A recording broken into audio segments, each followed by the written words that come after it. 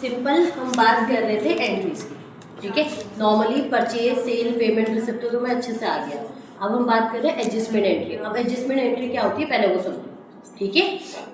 यहाँ पे अकाउंटिंग का मतलब ये है कि भैया हम सही टाइम पीरियड पे सही खर्चे, सही इनकम को एनालाइज कर सकें। अगर मुझे देखना है, मान लो ये मार्च है, तो मैं चाहती हूँ कि भैया मार्च का खर्चा मार्च में ही बुक हो, वो अप्रैल में ना जाए। अब जैसे आप एक एंट्री कर दो सिंपल, ये से देखो मैंने कई बार सैलरी अकाउंट आपको टू कैश, ये वाली एंट्री आपको कई बार बता रखी है। अब जब आप सैलरी टू कैश कर रहे हो तो ये ध्यान रखो इसमें कि भैया गड़बड़ ये हो रही है कि ये खर्चा हमारा, जो मैं मान लो आपकी करीना दीदी है, उनको कल मैंने पे करना है, कल तो 20 तारीख है, 19-20 तारीख है। अब मैं उनको 20 तारीख को पे कर रही हूँ भैया 20/3 को, लेकिन ये 3 की है ही नहीं, मार्च की पेमेंट है ही नहीं, ये पेमेंट है फरवरी की, यानी कि मैं उन्हें फरवरी की सैलरी कब दे रही हूँ, मार्च में दे रही हूँ।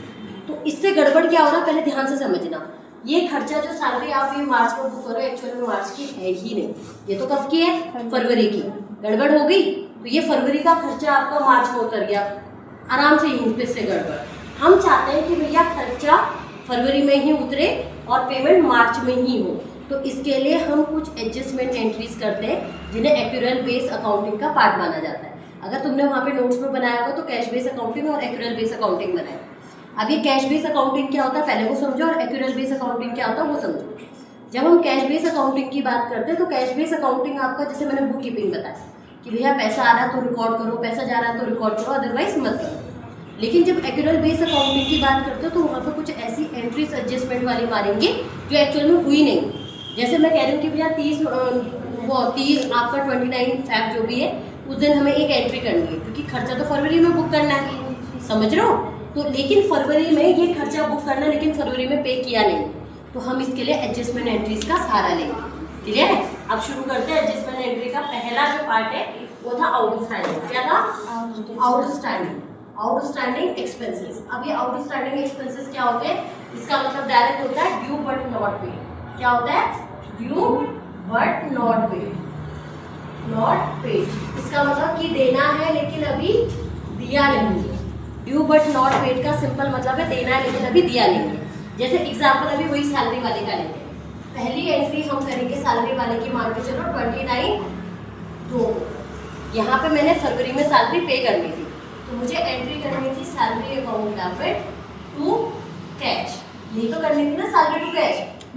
लेकिन मैं क्या कह रही हूँ, मैंने फरवरी में करीना दीदी को अभी पे किया ही नहीं दिया मैंने उन्हें पैसा, तो यहाँ पे क्या एंट्री होगी, सैलरी टू, एक एंट्री करेंगे आउटस्टैंडिंग सैलरी।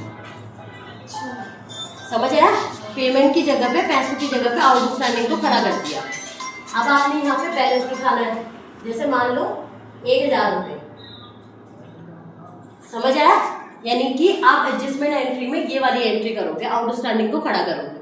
अब आइए जैसे कल मान लो परसों 20 आप मार्च को पे कर दो, तो अब यहाँ पे एंट्री होनी थी सैलरी टू कैश, लेकिन सैलरी तो ऑलरेडी बुक हो चुकी है, सैलरी का एक्सपेंस बुक हो गया है, तो हम एंट्री करेंगे आउटस्टैंडिंग सैलरी टू आपका कैश। अब देखो एंट्री तो वही हुई, लेकिन सही टाइम पीरियड पे खाली एक आउटस्टैंडिंग में एडजस्टमेंट करता है। देखो 29 को सैलरी का खर्चा बुक, और यहाँ पे ये 20 मार्च को हो गया। अब आउटस्टैंडिंग यहाँ खड़ा हुआ और जितने से खड़ा हुआ उतने से ही खत्म भी हो गया, तो आउटस्टैंडिंग अपने आप क्रॉस हो गया।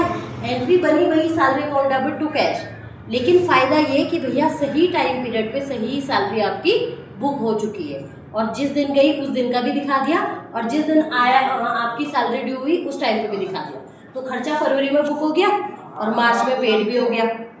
समझ आया, कंफ्यूज तो नहीं हो। तो हमने सिंपल एंट्री करी salary to outstanding salary. Clear है, कंफ्यूज तो नहीं हो। तो इससे हमारी सही एडजस्टमेंट एंट्री सही टाइम पीरियड पे आ गई। समझ आया कि आउटस्टैंडिंग क्या है, क्लियर है। लिखना है, लिख लिया, ठीक है, उसने लिख रखा ऑलरेडी, किसी को लिखना है लिख लो।